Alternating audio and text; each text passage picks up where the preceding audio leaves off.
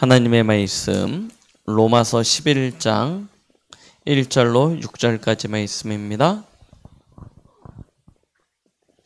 로마서 11장 1절부터 6절까지 말씀 우리 같이 함께 합독하십니다. 그러므로 내가 말하노니 하나님이 자기 백성을 버리셨느냐? 그럴 수 없느니라.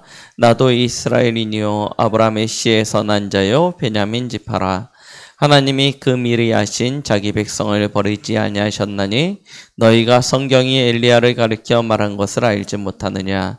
그가 이스라엘을 하나님께 고발하되 주여 그들이 주의 선지자들을 죽였으며 주의 제단들을 헐어버렸고 나만 남았는데 내 목숨도 찾나이다 하니 그에게 하신 대답이 무엇이냐?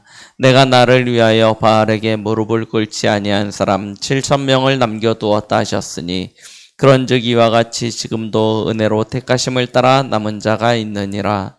만일 은혜로 된 것이면 행위로 말미암지 않음이니 그렇지 않으면 은혜가 은혜되지 못하느니라. 아멘.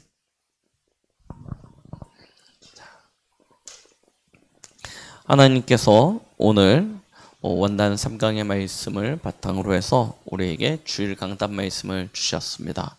하나님은 우리를 이 시대에 7천인으로 부르셨습니다. 하나님은 7천인 된 우리를 현장에 선지자로 세우셨습니다.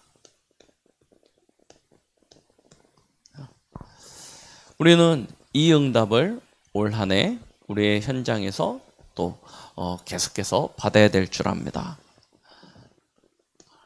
로마서 11장 1절로 6절 말씀이죠.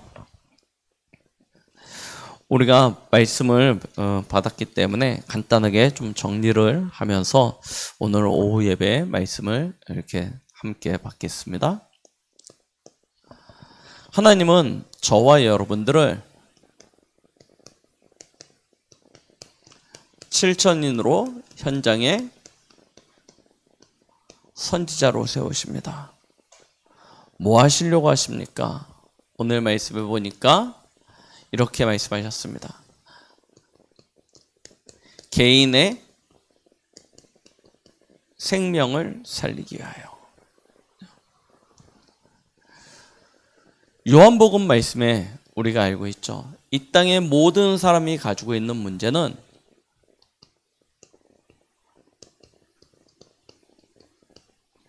영적인 문제입니다. 그냥 온 문제가 아닙니다. 개인이 귀신에게 눌리고 가정이 분열되어지고 쪼개되어지고 사람들이 종교적 행위를 하고 우상숭배를 하고 질병에 잡히고 경제 위기 때문에 힘들어하고 질병에 고통당하고 이런 많은 문제들이 다 어디서부터 옵니까? 사실은 하나님 떠나서 온 문제입니다.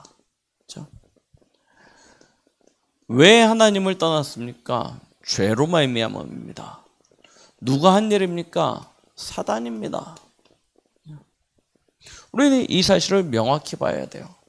사람들이 이 사실을 알지 못하니까 이 문제들을 영적인 것으로 해결하지 못하고 육적인 것으로 해결하려고 합니다. 그런데 요한복음 6장 14절 말씀하고 계시죠. 살리는 것은 영이니 육은 무익하다 말씀하셨습니다. 영으로 해결되어지지 않으면 절대 육으로는 해결되어질 수 없습니다. 그래서 영이신 하나님이 우리에게 오신 것입니다. 말씀이요 생명이요 빛 되신 그분이 우리 가운데 사람의 몸을 입고 이 땅에 오셔서요. 우리 인생의 모든 문제를 십자가에서 다 끝내신 것이죠. 그분은 이 땅에 요한복음 1장 29절 하나님의 어린 양으로 오셨습니다. 어떤 어린 양이냐가 중요하죠. 세상 죄를 짊어지고 가는 하나님의 어린 양. 이 사람이 스스로 해결할 수 없는 이 영적인 문제를 해결하시기 위하여 이 땅에 오신 어린 양 되시는 것입니다. 그가 십자가에서 우리 인생의 모든 문제를 다 끝내셨습니다. 하나님 떠난 우리에게 하나님 만나는 길이 되어 주시고요. 죄로 말미암아 저주에 빠져버린 우리 영혼 아닙니까? 하나님께서 그 저주와 죄, 거기서 우리를 완전히 해방시키시고요. 사단 문제 아닙니까? 하나님께서 이 땅에 오셔서 그 마귀의 일을 완전히 멸하신 것입니다. 그래서 우리는 예수님을 하나님 만나는 길 대신 참 선지자, 죄에서 우리를 해방케 하신 참 제사장, 사단을 이기신 참 왕, 곧 그리스도라고 이야기합니다. 이 예수 그리스도를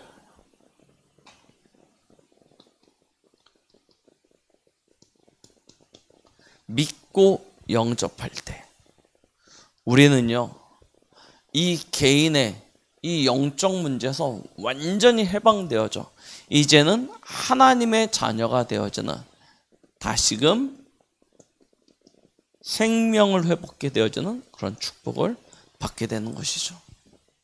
다른 어떤 이름으로도 우리의 인생에 찾아오는 이 영적인 문제 절대 해결되어지지 않습니다. 오직 그리스도로만 해결되어지는 것이죠. 이 비밀이 전달되어지지 않으니까 우리가 살고 있는 지역은 완전히 흑암에 잡혀 있는 것 아닙니까? 하나님은 그래서 저와 여러분들을 통해서 지역 살리는 참된 교회 세우라 말씀하고 계십니다.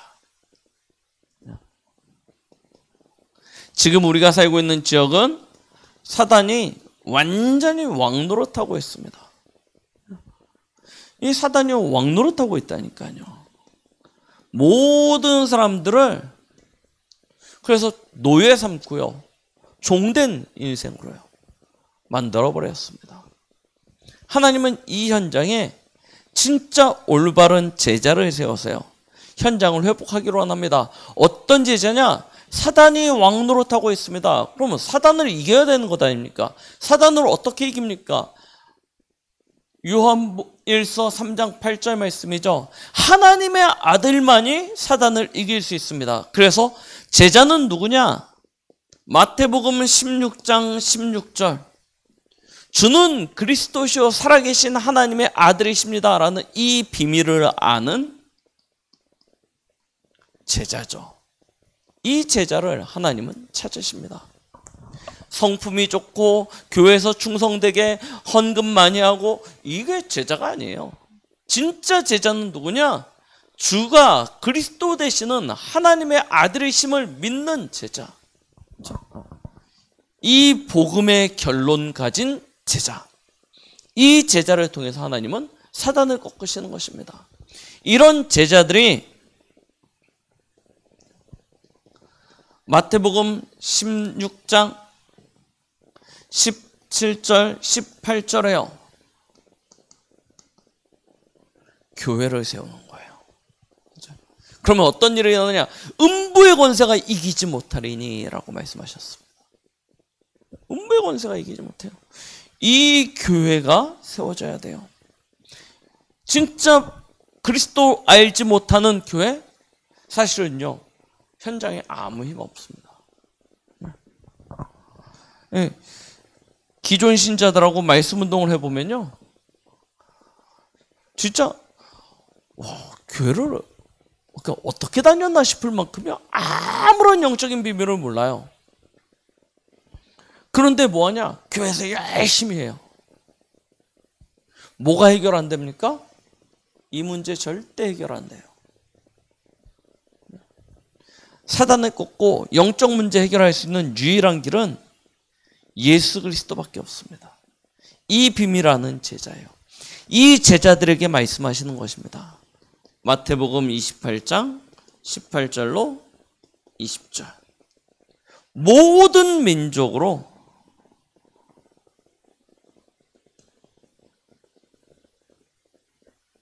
제자 삼아라.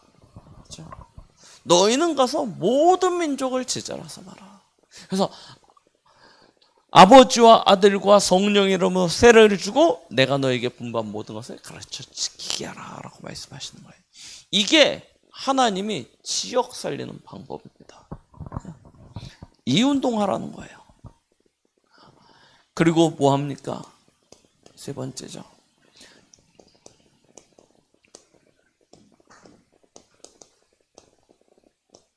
병든 자 치유하라고 말씀하시는 것입니다.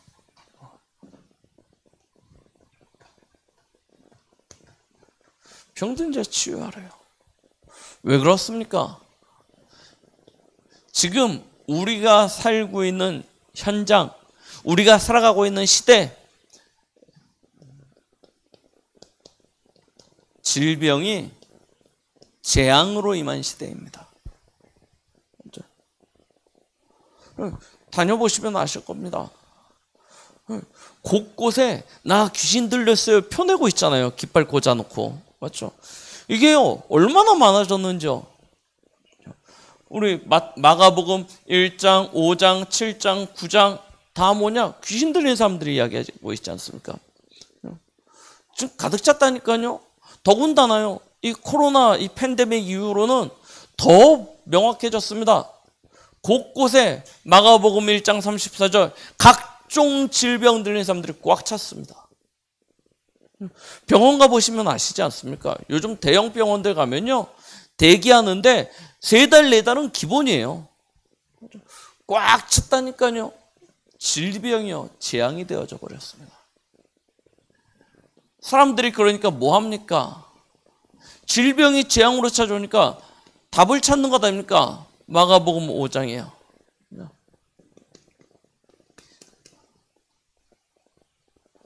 의사를 찾아가 다니고요. 돈을 쓰고요. 거기서 힘을 낭비하고요. 그런데 치유되어지냐? 치유 안 돼요.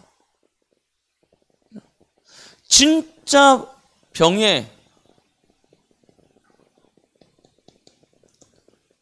근원은 누가 고치십니까?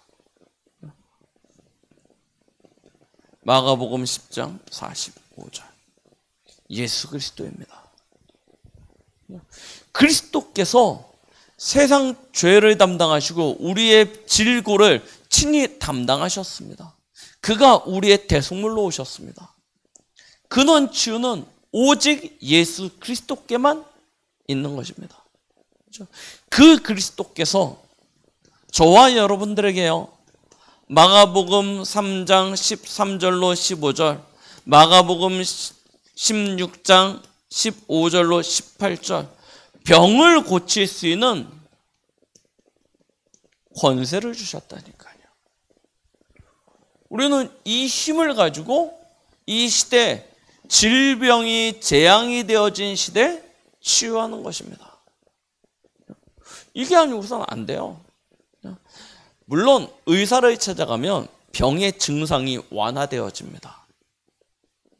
또 때로는 치료의 절차를 거쳐서 낫는 경우들도 있습니다. 그런데 근원은요 치유가 안 되는 거예요. 진짜 치유는 우리의 대속물 대신. 그래서 뭐라고 말씀하셨냐 오늘 전가시키는 거라고 했잖아요. 우리의 질병조차도 그리스도께 전가시켜라. 이 비밀이 있어야 되는 것입니다. 그리고 마지막으로 뭐 합니까? 성공자에게 답을 주는 거예요. 모든 사람이 전도서 1장 2절을 향해서 달려가고 있습니다. 이게 사단의 전략 아닙니까? 창세기 3장, 6장, 11장을 가지고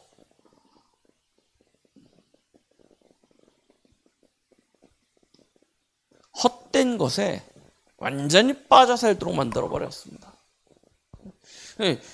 성공자들은 안다니까요. 이것이 얼마나 헛된 것인지. 그런데 사람들은요 여기에 목을 매어 삽니다. 성공하기 위하여. 이 문제요.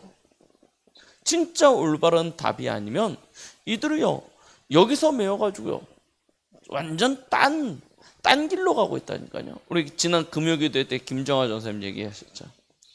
하나님 믿는다고 하는데도 자기 성공이, 자기 위치, 자리, 자기 의가 먼저 앞장서요. 그래서 교회도 안 가요. 그 사람들은 자기네들끼리 모여가지고 자기네들이 원하는 목사님 모셔다가 말씀 듣고 그거로 예배를 대체합니다. 영적으로 진짜 서냐? 아니요. 영적으로 전혀 설 수가 없어요. 완전 헛된 것이 인생에 딱 기준이 되어져 있다니까요. 이거 바꿔야 됩니다. 그래서요, 누가복음 1장 1절에 의사 누가가요, 데오빌로에게 그리스도로 답을 준 것 아닙니까? 예수 그리스도의 처음과 마지막을 자세히 미루어 살핀 나도 데오빌로에게 이 붓을 들어서 편지합니다 라고 이야기합니다. 답을 주는 거예요. 이 복음으로 답을 주죠. 답을 주는 정도가 아닙니다. 이것이 사실이고 지금도 계속되어진 하나님의 역사라는 것을 증명해야 되는 것 아닙니까? 그래서 누가는요, 데오빌로에게 두 번째 편지를 써보냅니다. 그게 뭐예요? 사도행전이에요. 사도행전을 통해서 증거한다니까요. 지금도 성령을 통해서 역사하시는 이 복음의 능력, 이걸요 증거한 것입니다. 그러니까요, 데오빌로가 이 사도행전의 이 말씀을 통해서 결국 전도자의 삶으로 들어갈 수 있도록요 결론 내는 것 아닙니까? 성공자에게 답을 준다는 것은 복음 전하고 영접하는 것, 그것으로 그치는 것이 아닙니다. 결국 뭐하냐? 전도자의 삶으로 설 수 있도록요 말씀 운동으로 들어가야 되는 것 아닙니까? 하나님은 이 시대의 7천 제자로, 현장의 선지자로 서야 될 저와 여러분들을 통해서 이 중요한 공생의 응답을 주시겠다 말씀하시는 것입니다. 근데 이게 우리의 힘으로, 우리의 능력으로 되는 것이 아니죠. 그래서 결론에서 뭐라고 말씀하셨냐면 요한복음 14장 10절로 12절, 이 결론을 주신 것입니다. 이게 뭐냐? 저희 1부 때 받았던 말씀이 있죠? 하나님의 절대라니까요. 예수님이 말씀하셨습니다. 내가 이 땅에서 와서 너희에게 전달하는 이 모든 말씀이 내가 하는 것이 아니요, 내 아버지께서 내 안에 계셔서 당신의 일을 하시는 것이다 라고 말씀하셨습니다. 그러면서 하시는 이야기가, 이것을 믿는 자는 나보다 더 큰 일도 하게 될 것이다. 하나님이 하시고자 하시는 것이 있다니까요. 그것을 우리가 먼저 발견하고 그 사실을 누려야 되는 것이죠. 그래서 하나님의 절대를 보라고 1부 때 말씀드렸습니다. 하나님의 절대 주권 무엇입니까? 언약입니다. 그렇죠?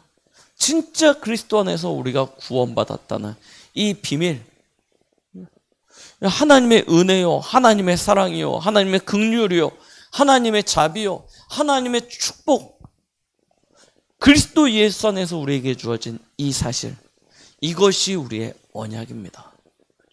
이 절대 주권, 우리의 처음과 끝이 하나님의 손에 있다니까요. 그러면 하나님의 절대 주권을 발견하게 되어지면 우리의 인생이 하나님의 절대 계획 안에 있음을 깨닫게 되어집니다. 이게 비전이 되어지는 거예요. 그렇죠?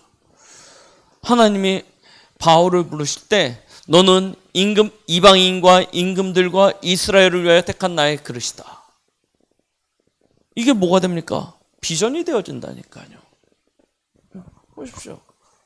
얼마큼 사울이 언제 하나님을 만나려고 했습니까?